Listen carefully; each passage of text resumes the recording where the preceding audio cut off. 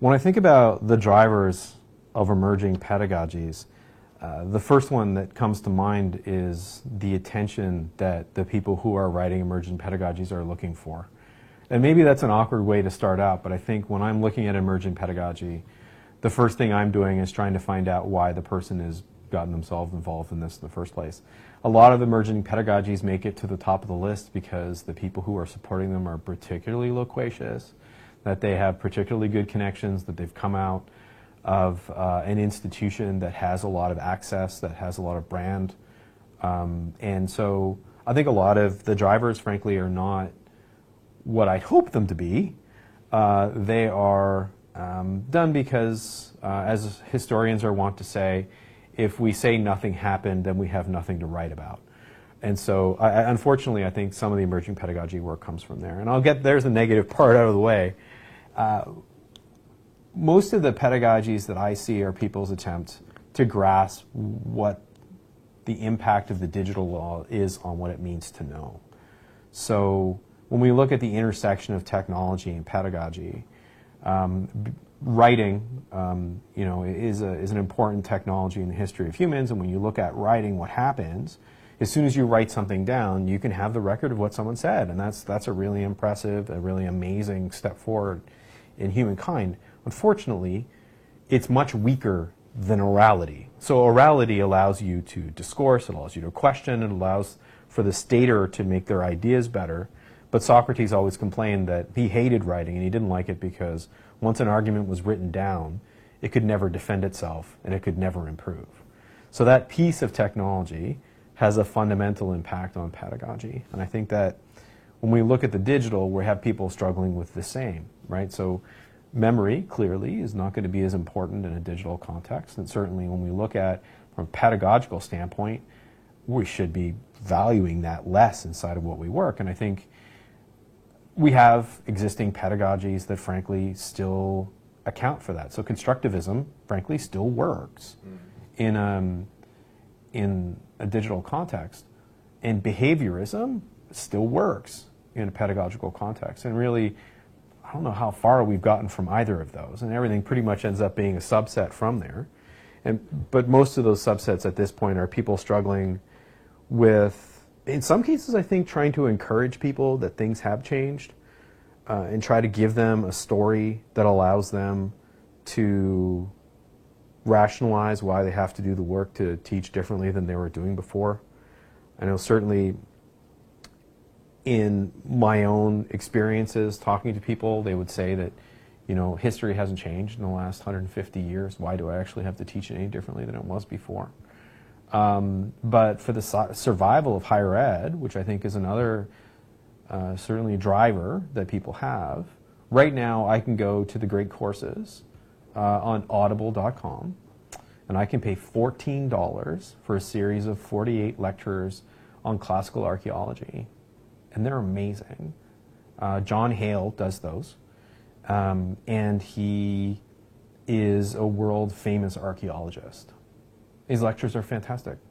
So then the question becomes, if his lectures are fantastic, which I can guarantee you they are, what's the difference between a student paying $14 and listening to John Hale's lectures, and I heartily advise you to do them if you have any interest in archaeology, and actually attending a lecture with 1,500 people in a room, or even more close to that, taking an online course in that way, right? So what's the actual value that we offer as educational institutions beyond that? And so I think that's another thing that current pedagogies are driving current pedagogy now. It's certainly what drove, I think, the insanity around MOOCs a few years ago. So when we first did our own littler MOOCs in 2008, certainly, and actually I would say 2007, the Future of Ed conference was probably the first real piece of MOOC work that we worked on. And there are other examples before that weren't called MOOCs that easily could have been. But certainly the ones that we worked on, we were looking to answer the question, what happens whenever we use the internet as platform to some degree and allow everybody into our classrooms? Well, how does that change the experience? Because they can, because we're not in a physical space.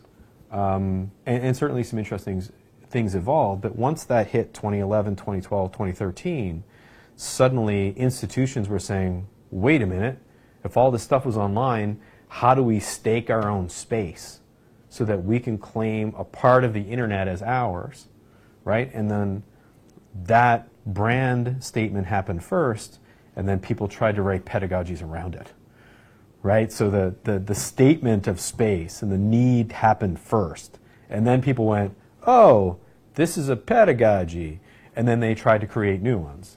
Unfortunately, the people who tried to do that didn't recognize that, you know, there are pedagogies, or Malcolm Knowles pedagogies from the 70s, frankly, Dewey.